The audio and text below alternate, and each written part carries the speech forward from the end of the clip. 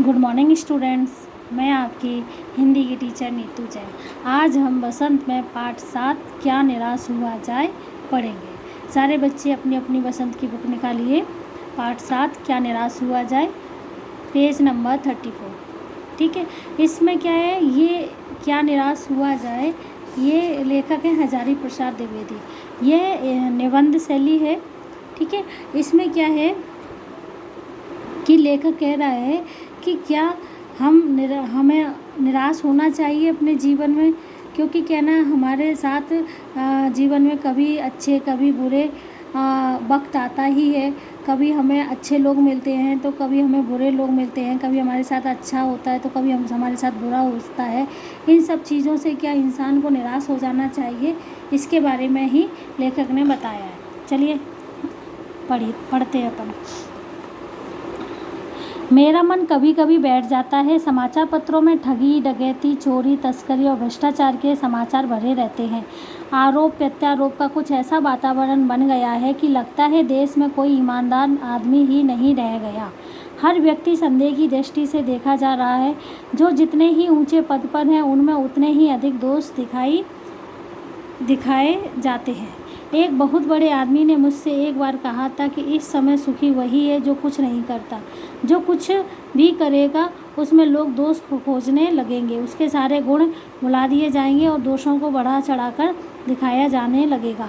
दोष किसमें नहीं होते। यही कारण है कि हर आदमी दोषी अधिक दिख रहा है, गुणी कम या बिल्कुल ही नहीं है। स्थिति अगर ऐसी है तो निश्चय ही चिंता का विषय है। अब लेखक इसमें कह रहा है कि हमारा तो मन डेली जब न्यूज़पेपर पढ़ते हैं ना तो उसमें चोरी, ठगी, डकैती, तस्करी, भ्रष्टाचार, इन सब के न्यूज़ को पढ़ के उसका मन बहुत दुखी हो जाता है कि एक वातावरण ऐसा हो गया है कि एक दूसरे के ऊपर आरोप प्रत्यारोप चलते ही रहते हैं। तो हर आदमी को ईमानदारी तो रही नहीं है देश में। हर आदमी को संदिग्ध की दृष्टि से देखते हैं अपन। पता नहीं सामने वाला झूठ बोल रहा है कि सच बोल रहा है, कहीं हमारे साथ कोई ना ठगी ना हो जाए, कोई हमें ठग ना ले, कोई हमें धोखा ना दे दे। तो इन सब के बारे में ही आज हम सोचते हैं। अब लेखक कह रहा है कि एक आदमी ने मुझसे कहा था कि आज इस संसार में वही इंसान सुखी है जो कुछ नहीं करता, क्योंकि कोई कुछ करेगा तो लोग उसमें कमियां निकालने लग जाएंगे, दोष निकालने लग जाएंगे, और जो नहीं कुछ करता तो उसमें तो कोई कमी ही नहीं है, कोई दोष ही नहीं है। तो आज अपन कोई काम करें तो उसमें लोग कमी पहले निकालेंगे, अरे ये अच्छा नहीं बना है, अरे इसको और ऐसे बनना चाहिए था, ये ऐसे होना चाहिए था। और जो कुछ करता ही नहीं है तो उसके कुछ करा ही नहीं है तो उसमें कोई कमी निकालेगा ही नहीं। आगे देखो, क्या यही भारतवर्ष है जिसका सपना तिलक और गांधी ने देखा था। रविन्द्रनाथ ठाकुर और मदन मोहन मालवीय का महान संस्कृति सभ्य भारतवर्ष किस अतीत के गहर में डूब गया।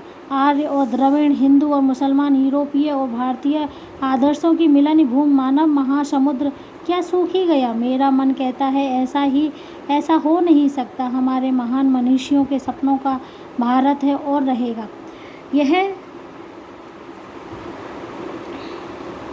यह सही है कि इन दिनों कुछ ऐसा माहौल बना है कि ईमानदारी से मेहनत करके जीविका चलाने वाले निरीह और भोले भाले श्रमजीवी पिस रहे हैं। अब यहाँ लेखक क्या कह रहा है कि ऐसा आज के टाइम में ऐसा ही माहौल हो गया है।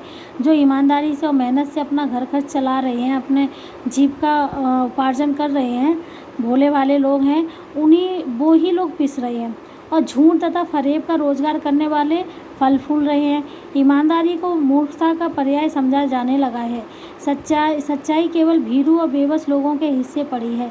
ऐसी स्थिति में जीवन के महान मूल्यों के बारे में लोगों की आस्था ही हिलने लगी है। आज अपन कहते हैं ना कि वो ईमानदार था तो वो अपने जीवन में कुछ कर ही नहीं पाया, उसने इतना पैसा कमाया ही नहीं जो अपने सारे घर को चला पाता, अच्छी चीज़ों को यूज़ कर पाता। और जो धोखाधड़ी से और जो बेईमानी से पैसा कमा रहा है वो फल फूल रहा है, उसके ऐशो आराम है। और जो ईमानदारी से कर रहा है वो बेचारा सूखी रोटी खा रहा है। आगे देखो, भारतवर्ष ने कभी भी भौतिक वस्तुओं के संग्रह को बहुत अधिक महत्व नहीं दिया। उसकी दृष्टि से मनुष्य के भीतर जो महान आंतरिक गुण स्थिर भाव बैठा हुआ है वही चरम और परम है। लोभ, मोह, काम, क्रोध आदि विचार मनुष्य में स्वाभाविक रूप से विद्यमान रहते हैं, पर उन्हें प्रधान शक्ति मान लेना और अपने मन तथा बुद्धि को उन्हीं के इशारे पर छोड़ देना बहुत बुरा आचरण है। भारतवर्ष ने कभी भी उन्हें उचित नहीं माना। उन्हें सदा संयम के बंधन में बांधकर रखने का प्रयत्न किया, परंतु भूख की उपेक्षा नहीं की जा सकती, बीमार के लिए दवा की उपेक्षा नहीं की जा सकती, गुमराह को ठीक रास्ते पर ले जाने के उपायों की उपेक्षा नहीं की जा सकती। हुआ यह है कि इस देश के कोटि कोटि दरिद्र जनों की हीन अवस्था को दूर करने के लिए ऐसे अनेक कायदे कानून बनाए गए हैं जो कृषि, उद्योग, वाणिज्य, शिक्षा और स्वास्थ्य की स्थिति को अधिक उन्नत और सुचारू बनाने के लक्ष्य से प्रेरित है। परंतु जिन लोगों को इन कार्यों में लगाना है उनका मन सब समय पवित्र नहीं होता। प्राय वे ही लक्ष्य को भूल जाते हैं और अपनी ही सुख सुविधाओं की ओर ज़्यादा ध्यान देने लगते हैं। भारतवर्ष सदा कानून को धर्म के रूप में देखता आ रहा है। आज एकाएक कानून और धर्म में अंतर कर दिया गया है। धर्म को धोखा नहीं दिया जा सकता, कानून को दिया जा सकता है। यही कारण है कि लोग धर्मभीरू हैं। वे कानून की त्रुटियों से लाभ उठाने में संकोच नहीं करते। इस बात के पर्याप्त प्रमाण खोजे जा सकते हैं कि समाज के ऊपरी वर्ग में चाहे जो भी होता रहा हो, भीतर भारतवर्ष अब भी यह अनुभव कर रहा है कि धर्म कानून से बड़ी चीज़ है। अब भी सेवा, ईमानदारी, सच्चाई और आध्यात्मिकता के मूल बने हुए हैं। वे दब अवश्य गए हैं लेकिन नष्ट नहीं हुए हैं।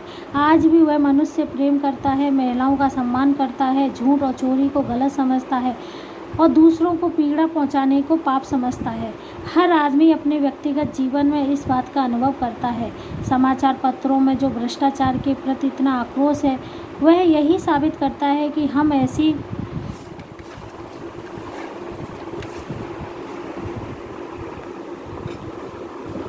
ऐसी चीज़ों को गलत समझते हैं और समाज के उन तत्वों को प्रतिष्ठा कम करना चाहते हैं जो गलत तरीके से धन या मान संग्रह करते हैं। ठीक है बेटा, पाठ आपको समझ में आया। आप अपने सेल्फ रीडिंग करना, पूरा ही चैप्टर पढ़ना। कल आगे का मैं पढ़ाऊँगी और आज का वर्क मैं आपको सेंड कर देती हूँ। ठीक है बेटा, गुड डे बेटा।